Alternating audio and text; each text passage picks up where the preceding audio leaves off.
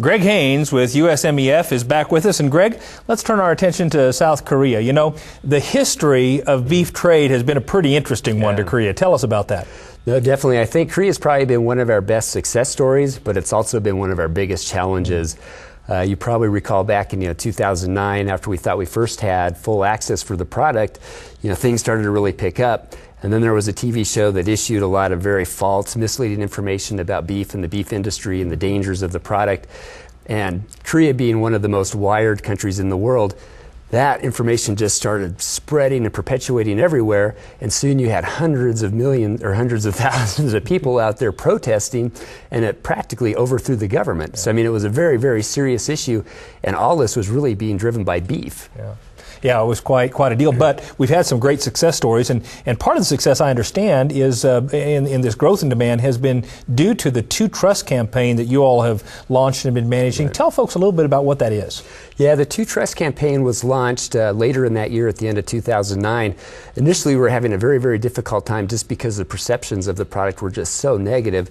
But as things kind of worked out and the timing arrived, we were working with a lot of the key retailers there and other accounts and trying to get the product out there.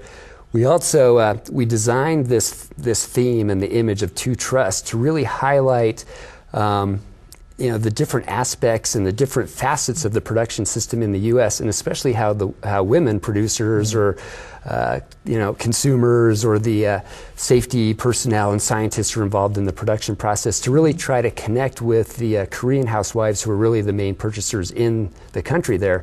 So by having that kind of woman-to-woman message, I think it really clicked. We did it very humbly, I think, in a very positive way, and it gained a lot of traction. And so the consumer sentiments have steadily been increasing, and so we've been able to get in with more of the different companies that are featuring U.S. beef, and then even getting these companies now to give testimonials and promote the product as well. So it's really starting to take off. And what's your thoughts about this coming year in Korea? Yeah, this year, last year was actually a really good year in Korea. We doubled exports there, and through February this year, exports have doubled again. So it's very, very good. But still, we're at a much lower level than where we used to be. We're still only at about 40% of the pre-BSE levels.